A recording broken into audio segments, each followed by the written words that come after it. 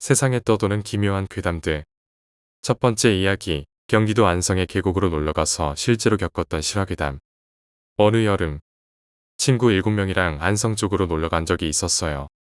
2박 3일로 일정을 잡고 텐트를 가지고 놀러갔죠. 8명이서 커다란 텐트를 펼쳐놓고 마음껏 자유를 만끽하며 술도 한잔하고 거기 근처에서 신나게 놀았지요.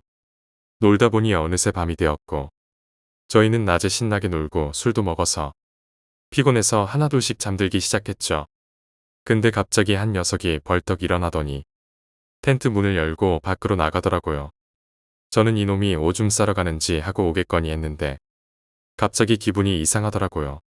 그래서 텐트 문을 열고 밖을 내다봤는데 친구는 천천히 걸어서 강으로 들어가려 하고 있었고 강 가운데에 머리가 긴 여자의 상반신이 있더군요. 순간 놀라거나 아니면 친구를 잡으러 나가야 하는데 멍하니 친구가 강으로 들어가는 모습을 바라보고 있었어요. 그때 다른 친구들도 이상함을 느낀지 다들 밖을 내다보다 전부 저처럼 멍하니 그 광경을 바라보고 있더라고요. 잠시 뒤 갑자기 정신을 차린 한 친구가 저거 빨리 잡아라고 소리쳤고 우리는 그 소리에 정신이 돌아오면서 누가 먼저랄 것 없이 뛰쳐나가서 그 친구를 잡았어요. 그런데 평소 그리 힘이 세지도 않던 친구였는데 그 친구 혼자 저희 7명을 질질 끌고 강으로 들어가더라고요. 그래서 이러다가 전부 죽겠다라고 생각하고 그때부터 그 친구를 진짜 사정없이 팼어요. 진짜 다들 미친 듯이 때리다 보니 그 친구가 기절하게 되었고 우리는 기절한 친구를 부축해서 텐트로 돌아왔어요. 그 친구 별명이 평소에도 눈이 엄청 커서 왕눈이었는데 그때 그 큰 눈동자에서 검은 자위가 하나도 안 보이더라고요. 어쨌든 그렇게 부축해서 텐트 가운데에 그 친구를 눕히고 저희는 그 친구 중심으로 뺑 둘러 앉아서 텐트 자크를 잠그고 앉아 있었어요. 그렇게 그날 밤이 시작되었습니다. 친구를 눕히고 우리는 서로 아무 말도 없이 앉아 있었어요. 초조하고 무서워서 그날 가지고 온 담배 한 보루를 순식간에 다 피운 것 같아요. 그 친구는 주기적으로 깨어나서 발작하며 눈을 뒤집고 텐트에서 빠져나와 강으로 가려고 발버둥치고 우리는 그럴 때마다 그 친구를 패서 기절시키고 너무 무서워서 빨리 밤이 지나갔으면 싶었어요. 친구 중 한 명이 지금 몇 시냐? 라고 물었고 우리는 모두 각자 시계를 봤는데 다른 친구가 5시네. 조금만 있으면 날이 밝겠다. 라고 했습니다. 그래서 다들 조금만 버티면 된다 생각하고 있었는데 그때 그 기절에 있던 친구가 기절한 채로 옆에 있던 한 친구를 손가락으로 계속 쿡쿡 찌르고 있더라고요. 그러더니 갑자기 그 친구도 눈이 뒤집히면서 이번엔 2명이 동시에 발작하면서 강으로 가려고 하더군요. 그거 막느라고 몇 번이고 그 2놈을 패다가 지쳐서 밤이 왜 이리 안 가는지 문득 시계를 봤는데 이제 막 12시를 지나고 있더군요. 그렇게 점점 우리는 공포에 질려갔습니다. 몇 번을 친구 2놈이 발작하더니 그 뒤로는 조용해지더군요. 그런데 그때 갑자기 자동차가 다가오는 소리가 나더군요. 우리는 내심 살았다라고 생각하고 있었죠. 자동차 소리가 점점 우리 텐트 근처로 다가오더니 이내 차가 멈추는 소리가 나고 차문이 열리고 닫히는 소리가 났죠. 그리고 우리 텐트 쪽으로 누군가 걸어오는 소리가 들렸어요. 그리고 그 발자국 소리가 텐트 가까이 왔을 때쯤 우리는 누가 먼저랄 것도 없이 사람 살려요 라고 소리쳤고 텐트 문을 열고 뛰쳐나가려고 했죠. 그런데 그때 한 친구가 근데 여기 자동차가 들어올 수 있냐? 라는 말에 다들 소름이 꼬리뼈부터 머리까지 타고 올라오더군요. 저희가 여기 올 때 차가 못 들어와서 차에서 내려 1시간 정도 걸어 들어왔거든요. 그 사실을 깨닫고 우리는 다들 텐트 붙잡고 덜덜 떨고 있었고 그 발자국 소리는 한동안 우리 텐트 주변을 계속 배회하다가 어느새 잠잠해졌죠. 다들 말리고 때리고 신경 쓰느라 체력 소모가 심했는지 그 무서운 상황에서도 졸음이 오더라고요. 그래서 보초 2명을 세우고 돌아가면서 잠을 자기 시작했어요. 그렇게 아침이 밝았습니다. 아침에 밖에 나와보니 어제 우리는 텐트 오른편에서만 놀았는데 발자국이 강에서부터 우리 텐트 쪽으로 찍혀 있더라고요. 발자국을 따라가 봤는데 우리 텐트 주변을 빙빙 돈 흔적이 있었어요. 그리고 거기서 발자국이 끝났어요. 강에서 나온 발자국은 있는데 되돌아간 발자국은 찾을 수가 없었어요. 우리는 여기서 더 있고 싶은 생각이 싹 사라져서 부랴부랴 짐을 챙기고 근처에 친구의 외할머니 집이 있어서 그곳으로 갔습니다. 혼자만 귀신을 본 게 아니고 8명이 다 똑같은 일을 겪었기 때문에 왠지 우리한테 귀신이 붙어 있을 것 같다는 생각에 친구 외할머니 댁에 피해를 줄 것 같아서 집에 들어가기가 뭐하더군요. 그래서 밖에서 서로 몸에 소금을 뿌리고 나서 겨우 들어가 밥만 먹고 집으로 돌아왔어요. 안산에 도착해서 헤어지기 전에 일단 가까운 친구 집으로 갔습니다. 거기서 어제 있던 일을 다시 서로 이야기하며 그게 꿈이 아니라는 사실을 인지했어요. 그때 친구 어머니가 과일을 내왔는데 복숭아를 주시더라고요. 차갑지도 않고 상온에 있던 복숭아였는데 한 입 베어 물는데 엄청 차가운 아이스크림을 먹은 것처럼 이빨이 덜덜 떨리면서 몸이 떨리더라고요. 그거 보고 친구 어머니가 너네 진짜 귀신이 씌었긴 했나 보다 라고 하시더군요. 우리는 친구 집을 나와 그 귀신이 씌었던 친구를 집에 데려다 주면서 친구 부모님에게 어제 있었던 일을 말해주었어요. 그 친구 놈이 하도 많이 맞아서 온몸에 피멍이 있었거든요. 그러면서 혹시나 해서 당분간 친구 혼자 재우지 말라고 말하고 우리들은 각자 집으로 흩어졌어요.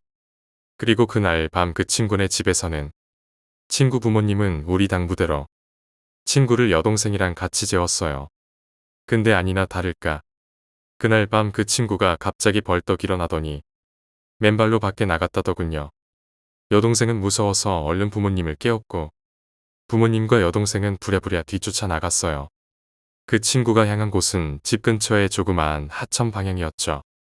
그 부모님과 여동생은 얼른 가서 그 친구를 붙잡았고 어디서 그런 힘이 났는지 3명을 질질 끌고서 그쪽 방향으로 향했다더군요.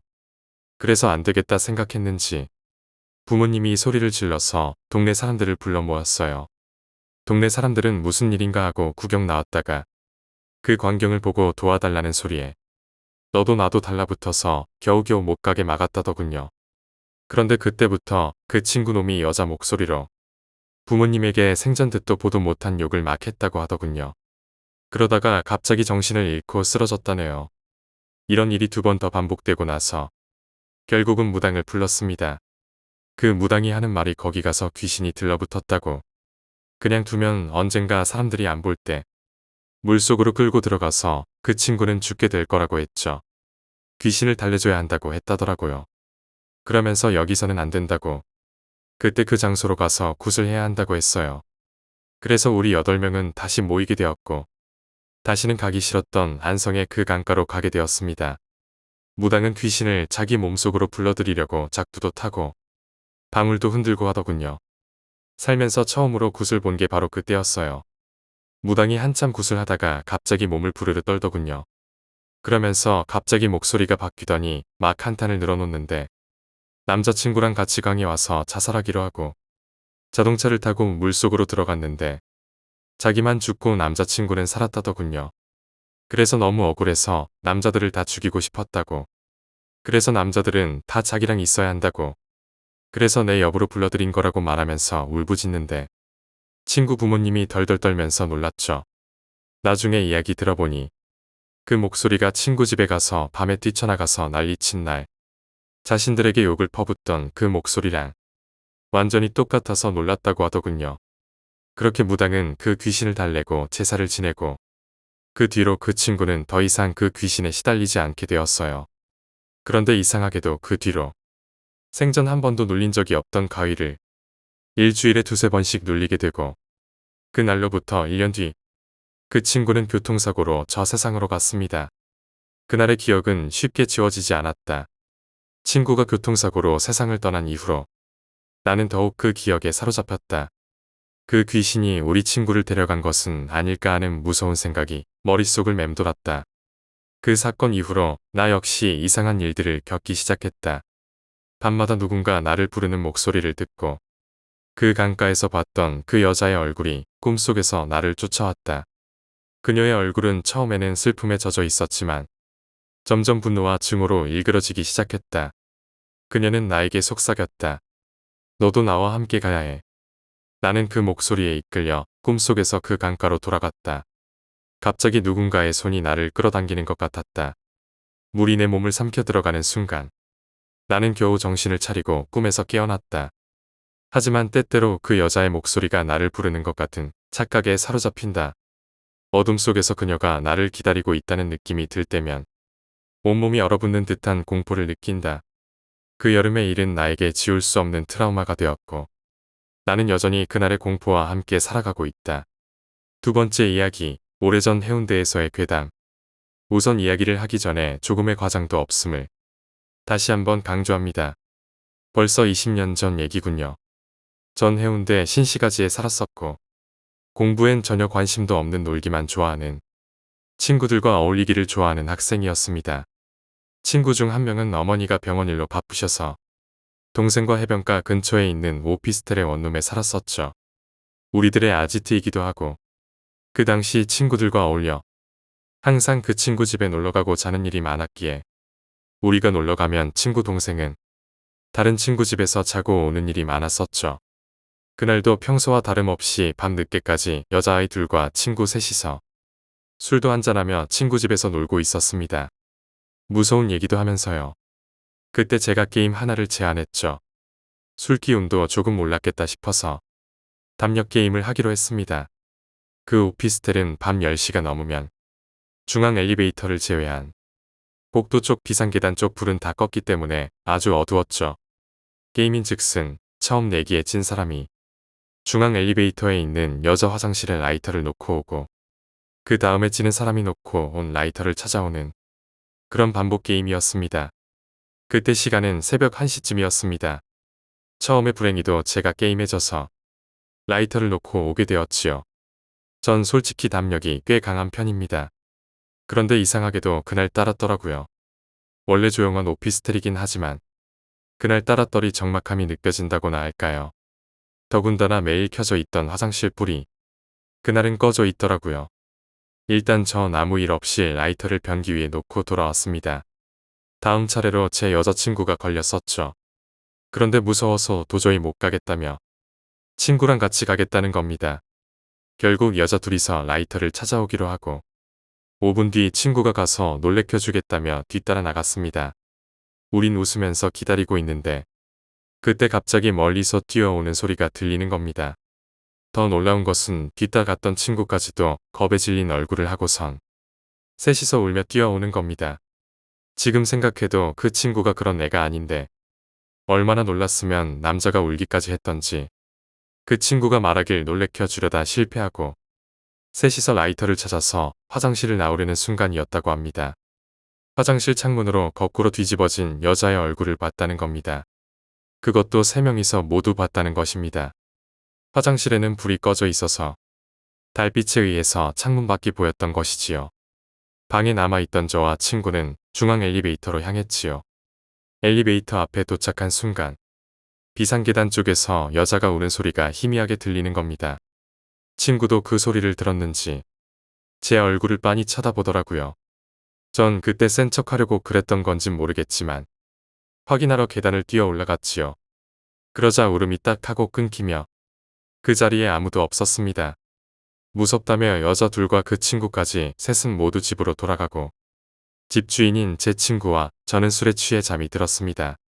그런데 아침 8시경에 누가 집을 찾아왔더라고요. 전 잠결에 누구냐며 문을 열었는데 덩치가 커다란 아저씨 2명이서 명찰을 보이며 형사라고 하더라고요. 다름이 아니라 친구 집이 507호였는데 바로 위층인 607호에서 어제 새벽에 살인사건이 났다는 겁니다. 시각은 전날 새벽 1시경. 607호에 살던 여자는 기자였으며 칼로 수십 군데를 찔려 그 자리에서 사망하였다고 하였습니다. 우리가 술을 마시며 놀고 있던 시간에 바로 위층에서는 살인사건이 일어나고 있었던 거죠. 그 뒤로 저와 친구는 경찰서의 용의자 신원 확인차 3번 정도 수업을 빠져가며 갔었고 그 뒤로 범인이 잡혔는지는 아직도 모릅니다. 저희가 형사들과 얘기할 때 옆에서 중얼대시는 경비실 아저씨의 말씀이 아직도 생생하게 기억납니다. 어제 내가 분명 소등을 안 했는데 라고 하셨죠. 경비실 아저씨의 말씀을 듣고서 다시는 친구 집에 놀러가지 않았습니다. 도저히 무서워서 갈 수가 없더군요. 세 번째 이야기, 저승사자를 직접 보았다. 조금은 특별하기도 했던 일이 있었기에 한번 이야기해볼까 합니다. 혹시 꿈에서 저승사자가 나온 적이 있나요? 전 평소에도 꿈을 많이 꾸죠. 잡다한 꿈들이 많은데 얼마 전쯤에 꾸었던 꿈입니다. 저는 집에서 컴퓨터로 영화를 볼 때 침대 머리맡 반대로 누워서 영화나 TV를 봅니다. 그럼 거의 가위에 눌려요. 똑바로 자도 가끔씩 눌리긴 하지만 워낙 많이 눌리다 보니 그러려니 하고 있습니다. 지금부터 꿈속 상황입니다. 꿈속에서도 평소에 영화를 볼 때처럼 침대 머리 반대로 누워서 영화를 보고 있었죠. 그런데 갑자기 뒤쪽 발코니로 통하는 문이 열리면서 어떤 꼬마 아이가 들어오는 겁니다. 그리고 그 뒤에는 어떤 키가 큰 아저씨와 함께 들어왔죠. 꼬마는 대략 7살 정도의 여자아이였습니다. 누구지 하는 순간 꼬마 여자애가 조금 열려있던 내 방 창문을 활짝 열며 삼촌 여기 있었네 라고 말하면서 뒤따라 오던 사람한테 삼촌 여기 있어요 하면서 저에게로 손가락질을 합니다. 그 순간 뒤따라 오던 사람과 눈이 마주쳤죠. 너무 무서워서 정말 말이 나오지 않더군요. 통성명을 하지 않아도 얼굴만 봐도 저승사자더군요. 지금 생각해도 찝찝한 그 얼굴. 아무 말도 필요 없더군요. 그리고 나에게 말하길.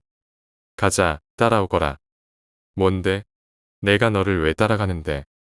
아직 장가도 못 가고 할 일도 많은데. 그리고 난 아픈 데도 없고 죽을 일도 없는데. 그러면서 누워있던 발로 차버렸습니다. 나는 창문을 발로 차면서 꿈에서 깨었습니다. 얼굴은 온통 식은 땀으로 젖어 있었죠. 꿈이라고 생각하기엔 너무 찝찝하고 무서운 꿈이었죠. 꿈을 깨서 이런저런 생각을 다 했습니다. 출근길에 교통사고를 당하려나, 아니면 가족 중에 누군가에게 안 좋은 무슨 일이 생기려나. 아무튼 두려움과 찝찝함을 뒤로하고 잠이 들었습니다. 그 다음날 출근해서 바쁘게 지내다 보니 전혀 꿈 생각이 나지 않더군요. 그날이 금요일이었습니다. 그런데 차츰 퇴근 시간이 다가오고 팀원들과 퇴근 후 간단한 식사를 하고서 극심한 공포심에 휩싸이더군요. 그 전날 꿈이 다시 머릿속을 헤집고 다녔습니다. 이 사건 이후로 확실한 원인인지는 모르겠지만 어느 정도 왜 그 사람이 나에게 찾아왔는지 알 수 있게 되었고 의외로 약간의 행운도 찾아왔습니다. 평소에 풀리지 않던 일들이 풀리기 시작했고 여자친구도 생겼습니다. 네 번째 이야기, 영혼의 길. 내가 어렸을 때 내가 자는 방은 영혼이 지나다니는 길이었던 것 같다. 그 방에서 기분 나쁜 일이 여러 번이나 있었다. 제일 강렬한 체험은 12살의 여름이다. 언제나처럼 이불 속에 들어가 꾸벅꾸벅 졸고 있었는데 갑자기 왼손이 잡아당겨졌다. 이불 속에서 끄집어내지는 바람에 패닉 상태가 되어 있는 중 손목 부근에서 묵직한 아픔이 느껴졌다. 일본 병사 같은 차림새를 한 남자가 흐린 눈으로 일본도를 내려치고 있었다. 몇 번이고 똑같은 곳을 베었다. 그러다 이윽고 만족한 건지 내 손을 놓더니 붙박이장 쪽으로 사라져갔다. 나는 울면서 베어졌어 라고 말하며 부모님이 계신 곳으로 뛰어갔지만 부모님은 무슨 말을 하는 거야 라고 말씀하시며 나를 때렸다. 확실히 손목엔 상처가 하나도 없었다. 하지만 아픔은 있었다. 하룻밤 자고 일어나 보니 아픔은 사라졌지만 그 후로 내 왼손은 골칫덩어리가 되었다. 다리나 팔이 절단된 사람이 없을 터인 발끝과 손가락 끝에 가려움을 호소하는 현상이 있다. 나는 그 반대로 가끔 손목부터 그 밑까지가 없는 듯한 감각이 들었다. 처음엔 신경에 이상이 있는 게 아닌가 생각했지만 중학생이 되어 야구부에 들어가 보니 있을 수 없는 일이 일어났다. 바깥쪽 수비에 있었는데 볼을 쫓을 때 글러브를 떨어뜨렸다. 감독에게 혼났지만 수비하고 있으니 또 떨어뜨렸다. 나는 떨어뜨렸다는 느낌이 없는데 정신을 차려보니 떨어져 있는 것이다. 그 밖에도 자전거에 타고 있을 때 밸런스가 무너져서 넘어지기도 했다. 왼손을 쓰는 게 무서웠다. 사진을 찍을 땐 나도 모르게 왼손을 감춘다. 안 찍히지 않을까 하는 예감이 있기 때문이다. 합숙 중 내가 모르는 사이에 사진이 찍힌 적이 있다. 그걸 찍은 친구가 창백해진 얼굴로 나에게 말을 걸었다. 그리고 조심스레 사진을 받았다. 캠프장의 강변에서 놀고 있는 사진이지만 서 있는 나의 왼손은 손목까지밖에 없고 그 밑은 발 주변에 떨어져 있었다. 다섯 번째 이야기, 부동산 조사. 부동산에서 일하던 시절 이야기다. 집을 팔고 싶다는 연락이 와서 이야기도 들어보고 물건도 확인할 겸 직접 찾아갔다.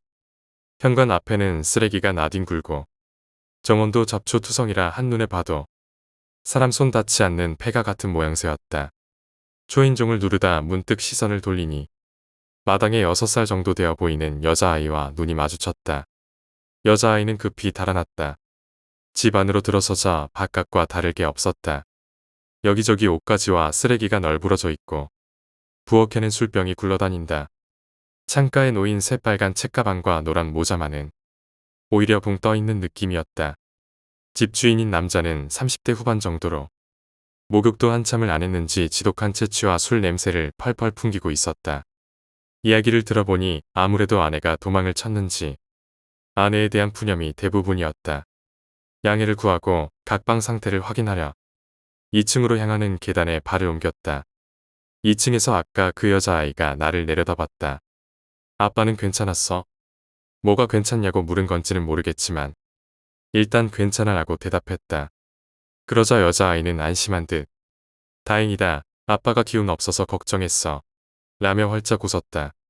방 좀 보여줄 수 있니? 라고 묻자 아이는 크게 고개를 끄덕였다. 그리고는 복도를 후다닥 달려가더니 방으로 들어가는 소리가 들려왔다. 나 역시 2층으로 올라가 여자아이가 들어간 듯한 방으로 향했다. 거기는 다른 방과는 달리 다른 여자아이들 방처럼 쓰레기 하나 없이 깨끗했다. 아무리 저런 아버지라도 자기 딸 방만큼은 더럽히지 않는구나 싶어 묘하게 감탄했다.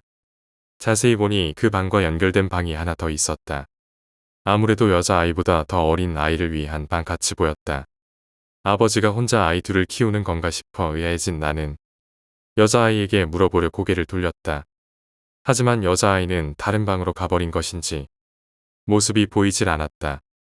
2층을 대충 돌아보고 나는 다시 남자와 이야기를 나누러 갔다. 문득 생각나서 아이는 2명인가요? 하고 물었다. 어린 것은 아내가 데리고 갔습니다. 큰 아이 위패도 가져가 버려서 저한테는 이게 위패 대신입니다. 그러면서 창가에 놓인 새빨간 책가방을 가리켰다. 큰딸이 초등학교에 입학하기 직전에 새로 사놓은 책가방 한번 메어보지 못하고 사고로 세상을 떠났단다. 아내는 정신에 문제가 생겨 어린 아이를 데리고 친정으로 떠났고 남자는 그저 술로 속을 달래고 있더란다. 아버지가 걱정돼서 딸이 성불도 못하고 있잖아요 라는 말이 입안에서만 맴돌았다. 6번째 이야기, 가짜 아버지. 초등학교 4학년 무렵 이야기이다. 당시 나는 아버지와 둘이서 지내고 있었다. 아버지는 매일 아침 6시에 아침 식사를 차려놓고는 작업복 차림으로 분주하고 출근하곤 하셨다. 나는 조금 있다 일어나 밥을 먹고 학교로 향하곤 했다. 하지만 그날따라 머리가 아팠다. 대단한 건 아니었지만 하루쯤은 괜찮겠거니 싶어 학교를 쉬기로 했다. 집에서 혼자 탱자탱자 놀면서 굴러다니고 있었다. 아버지는 어차피 밤 늦게서야 돌아오실 테니 들키지 않을 거라는 생각이었다. 하지만 그날은 이상하게 남 무렵에 아버지가 돌아오셨다. 분명 혼이 날 거라는 생각에 열심히 변명을 하고 있는데 왠지 아버지는 싱글벙글 웃고 있었다. 산책을 나가자꾸나. 혼나지 않으면 뭐든 괜찮다 싶어. 생각도 않고 나는 아버지를 따라 나섰다. 근처 강둑에서 아버지와 손을 잡고 걸었다. 그동안 무슨 대화를 했는지는 기억나지 않는다. 딸과 손을 잡고 웃으며 산책할 사람은 아니었지만 즐거웠기에 이상하다고는 생각하지 않았다. 한동안 걷고 있던 도중 갑자기 잡고 있는 손이 아플 정도로 힘이 가해지기 시작했다. 아프다고 말해봤지만 아버지는 싱글벙글 웃기만 하셨다. 손을 잡아당기며 두 가래로 내려간다. 평소에는 그 정도로 울 내가 아니지만 그때는 뼈가 부러지도록 꽉 잡힌 손이 아픈 데다가 아버지의 미소가 부자연스럽게 느껴졌기에 큰 소리로 울음을 터뜨리고 말았다. 아버지는 깜짝 놀란 듯 손을 뗐다. 아버지의 얼굴을 바라볼 수 없어서 그대로 주저앉아 엉엉 울었다. 한참을 울고 있는데 모르는 아주머니가 내 어깨를 두드리며 말을 걸어왔다. 고개를 들자 아버지는 없었다. 나를 두고 갔나 싶어 더욱 슬퍼져 나는 계속 울었다. 아주머니는 그런 나를 근처 파출소에 데려다 주셨다. 미아로 처리되어 당시 살고 있던 아파트 집주인에게 연락이 갔다. 우리 집에는 그 무렵까지도 전화가 없었다. 잠시 뒤 집주인한테 연락을 받은 아버지가 얼굴이 새하얘져서 달려왔다. 그제야 처음 깨달은 사실이 있었다. 앞서 언급했듯 아버지는 늘 작업복 차림으로 출근하곤 했다. 당연히 퇴근하고 집에 돌아올 때도 작업복을 입고 있는 것이 마련이다. 하지만 그날 나와 강둑을 산책했던 아버지는 그제까지 본 적 없는 폴로 셔츠와 정장 바지 차림이었다. 아버지는 일하던 도중 집주인의 전화를 받았다고 했다. 기묘하게도 집주인은 내가 수수께끼의 아버지와 외출하는 모습을 지켜보고 있었단다. 그래서 경찰에게 전화가 왔을 때는 오히려 집주인이 더 기겁했다는 것이었다. 결국 경찰에서는 집주인이 사람을 잘못 봤고 내가 모르는 사람을 멍청하게 따라갔다는 걸로 사건을 마무리했다. 파출소에서 돌아오는 길에 나는 아버지에게 된통 혼이 났다. 평소대로의 아버지였다. 하지만 몇 시간 전 함께 있었던 것도 분명히 아버지였을 터다.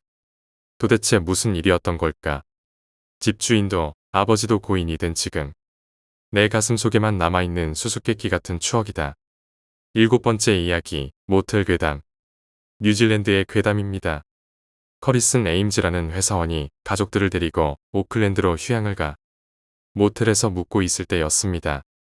신나게 놀고 지친 아이들을 재운 후 에임즈 부인도 잠을 청했습니다. 그런데 한참 자고 있는 무렵 남편의 귀에 갑자기 옆에 벽 속에서 이상한 소리가 나기 시작했습니다. 처음에는 잘못 들었나 싶어서 무시했는데 소리는 점점 커지고 반복적으로 울렸습니다. 소리는 무언가 둔탁하게 부딪히는 소리와 굴러가는 소리 같았습니다. 이상한 소리가 계속해서 들리길래 왠지 좀 불안해서 자리에서 일어났는데 아내 역시 뭔가 굴러가는 소리가 들린다고 하는 것이었습니다. 부부는 모텔 주인에게 이상한 소리가 난다고 알렸지만 모텔 주인은 그리 대수롭게 받아들이지 않았습니다. 에임즈 부부도 밤에 시끄럽게 하기 싫어서 방으로 들어왔는데 아이들이 이상한 소리가 난다면서 잠에서 깨 울고 있는 모습을 보고는 모텔 주인을 찾아가 방을 바꿔달라고 했습니다. 주인은 에임즈 가족이 묵었던 옆방에다 자리를 마련해 주었고 가족은 잠을 청했습니다. 그런데 다시 뭔가 굴러가는 소리가 들리기 시작했습니다. 에임즈 부부는 잠이 오지 않아 거의 눈만 감고 있다가 갑자기 어느 순간 소리가 또 끊었습니다. 정적 후 남편은 갑자기 누군가가 자신의 몸을 누르는 것을 느꼈습니다. 깜짝 놀라 눈을 떠보니 침대 밑에서 작은 여자아이가 자신의 몸에 올라타 있었습니다. 목이 눌리는 고통에 발버둥 치다가 가까스로 벗어났는데 아내도 뭔가에 목이 졸린 듯한 가위에 눌렸고 아이들도 뭔가가 나왔다며 울고 있었습니다. 참다 못한 부부는 그 모텔에서 나왔습니다. 그리고 모텔 주인이 모텔 관리를 잘못해서 손님들인 자신을 불편하게 했다며 민원을 신청했습니다. 민원 때문에 경찰들이 모텔을 조사했는데 좀 이상한 사실이 밝혀졌습니다. 이 모텔에서 이상한 소리를 들었던 사람들이 몇몇 있었는데 방은 다 달랐지만 공통점은 전부 아이들을 데리고 있을 때만 이상한 소리가 들렸다는 겁니다. 경찰들은 소리가 났던 방과 모텔을 조사했는데 모텔의 1층 창고의 벽장 안에서 여자아이의 시신 두 구를 발견했죠.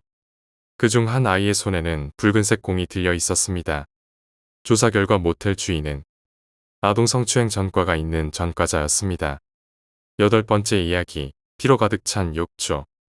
몇 년 전 내가 아직도 컬리지에 다니고 있을 때 내가 가게 될 대학교 근처에 끔찍한 사건이 있었다. 나이든 여성분이 욕조에서 손목을 끊고 죽은 채 발견되었다는 것이다. 소름 돋는 건 발견됐을 당시 그녀는 이미 죽은 지 3개월이 지난 후여서 다 굳은 피 속에서 홀로 썩어가며 몇 달이고 앉아 있었다는 말이다. 듣자 하니 냄새가 너무 심각해서 이웃들이 참다 못해 항의하러 갔다가 자살한 걸 발견했다고 한다. 그 집은 곧 치워지고 물건들은 팔렸고 욕조는 교체되었다. 얼마간 부동산 시장에 집이 나와 있었지만 거기서 일어난 비극을 중개인이 전혀 숨기지 않았기 때문에 아무도 집을 사고 싶어 하지 않았다. 내가 졸업할 때쯤엔 가격이 꽤나 많이 떨어져 있었고 난 마침 룸메이트랑 사이가 나빠지고 있던 참이라 운이 좋다고 여기고 집을 샀다. 나는 귀신이 있다고 믿는다. 어릴 때부터 그랬다. 다행히도 이 여자의 귀신이 집에 붙어 있다는 생각은 별로 무섭지 않았다. 불쌍하기만 했지. 악의에 차 있다거나 하진 않을 거라고 느꼈다. 이상한 일들은 곧 일어나기 시작했다. 여기 놔둔 물건이 저기가 있고 방을 나가면 안에 있는 전자제품들이 갑자기 켜지거나 꺼지거나 하곤 했다. 별로 신경 쓰진 않았다. 그저 이 여성분이 죽은 지 너무 오래돼서 지루하구나 라고만 생각했다. 난 기꺼이 그녀와 집을 공유했고 항상 그녀가 올 때마다 환영해 주었다. 거기 살기 시작한 지 3개월이 지나서 그 꿈들을 꾸기 시작했다. 항상 똑같은 꿈이었다. 욕실 구석에서 여자가 울고 있는데 훌쩍임 사이로 지하실이라는 단어를 계속 반복했다.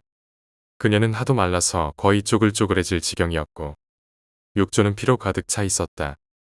이 꿈을 처음 꾼 다음날 아침에 욕실로 갔는데 욕조에 녹이 쓴 듯한 색깔의 얼룩이 있는 걸 발견했다. 몇 시간이고 욕조를 문질러 닫고 표백제를 써 보기도 했지만 얼룩은 사라지지 않았다. 아마 초자연적 현상일 거라고 생각했는데 귀신이 갑자기 이런 행동을 하니까 혼란스러웠다. 말이 되질 않았다. 이 집은 지하실이 있지도 않았단 말이다.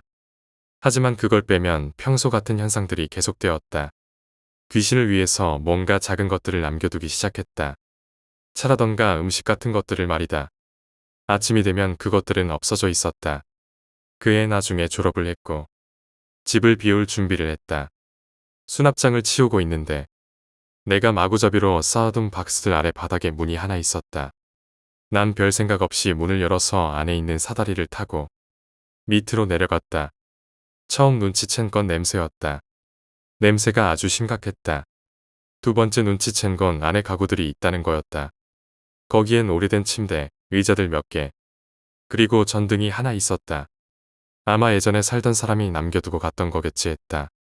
뒤돌아 나가려고 하는 순간 발 밑에 무언가가 밟혀 으스러지는 소리가 들렸다. 자세히 보니까 그게 뭔지 알아챌 수 있었다. 내가 가지고 있던 작은 도자기 그릇이었다. 빠르게 걷길 더 둘러보자 내 물건들이 더 나왔다. 그릇들과 식기들, 심지어 포장 껍데기들이나 먹다 남긴 음식들까지 찾았다. 갑자기 구역질이 나서 최대한 빠르게 지하실을 빠져나갔다. 그날 밤은 친구랑 같이 보냈다. 지하실 일을 경찰에게 신고했더니 다음 날 경찰서로 오라고 했다.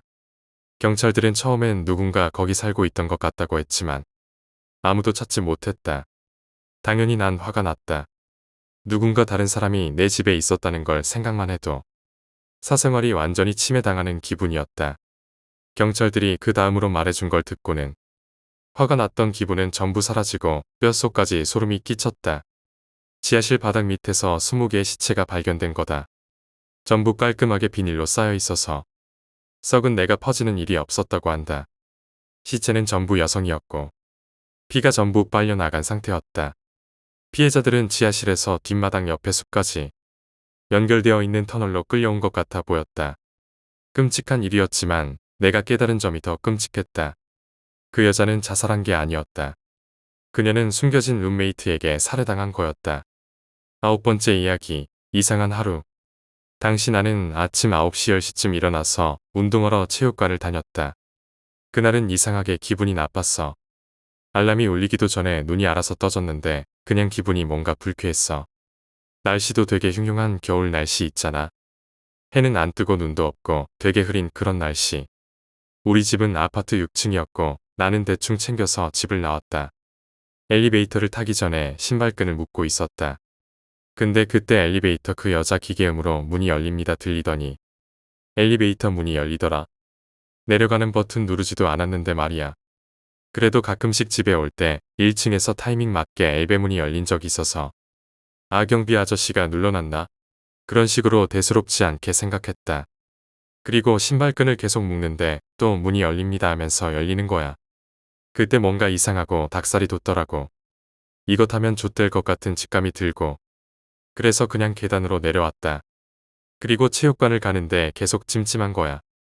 체육관을 가면서 2차선 도로 옆 도보를 걷는데 갑자기 1차선에서 달리던 덤프트럭이 급 우회전을 하더니 2차선에서 달리던 승용차를 쳤어. 우회전으로 갈 곳도 없는 직진 도로인데 말이야. 그리고 그 승용차는 바로 내 앞으로 쌩하고 튕겨져 왔어. 내가 조금만 앞에 있었다면 그 차에 치였겠지. 사고가 난 뒤 주위를 둘러보니 나밖에 없었고 승용차에서는 피를 철철 흘리면서 아저씨가 나오더라고. 나는 바로 경찰에 전화했는데 이것도 좀 이상해. 그때 경찰에 처음으로 전화한 건데 무슨 기계음, 전자음 같은 이상한 소리만 나고 알아듣지도 못하는 소리가 들리고 그러더라. 아무튼 그냥 나는 거기에 대고 여기 어디 사거리 가는 방향인데 사고가 났다. 빨리 와달라 하고 끊었다. 근데 그 와중에 트럭 아저씨는 내릴 생각도 안 하는 거야. 문은 잠겨 있고 뭐 하는지 높아서 보이지도 않고. 난 경찰이 오기 전까지 승용차 아저씨를 보살펴줬고 그러다 경찰이 와서 트럭 아저씨가 내리게 됐는데 뭐라고 하지도 못하고 저항도 없이 멍만 때리는데 좀 무섭더라. 그렇게 경찰 아저씨한테 내가 본 걸 말하고 난 갈 길을 갔다. 아까 차에 치일 뻔했어. 그렇다는 것은 오는 차라는 뜻인가? 내가 그렇게 생각하며 마트 안을 걸었다. 고객님, 여기 있는 제품은? 그렇게 한 점원이 말을 하자 나는 깜짝 놀라며 고개를 들었다. 하지만 그곳에는 점원은커녕 개미 한 마리도 보이지 않았다. 뭐지? 방금까지 들렸는데. 엄마. 뒤에서 애가 칭얼거리는 소리가 나고 나는 뒤를 돌아봤다. 하지만 그곳에는 실한 오락이 없이 말끔했다. 뭐야. 나는 주변을 둘러보았다. 분명 말소리는 북적북적 들리는데 사람은 없다. 여기 누구 없어요. 내가 그렇게 외치며 사람들을 찾는다. 마트 방방곡곡을 뛰었다. 하지만 그곳에 사람은 없었다.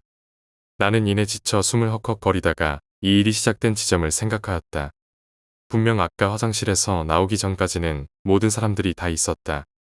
그렇다면 이것은 화장실에서 이루어진 문제인데 나는 다시 아까 갔던 화장실로 돌아갔다.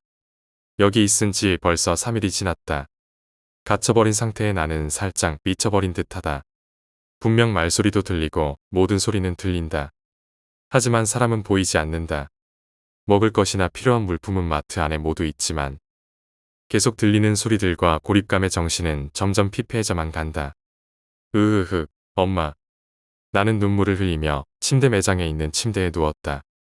포근한 침대는 내 몸을 감싸 앉았지만 내 정신은 그러지 못했다.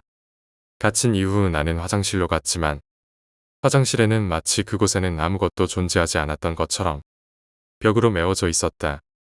그래서 밖으로 나가려 하면 문은 무언가로 단단히 잠겨 나가지도 못하고 이마트 안에 갇힌 그런 신세가 되어버렸다.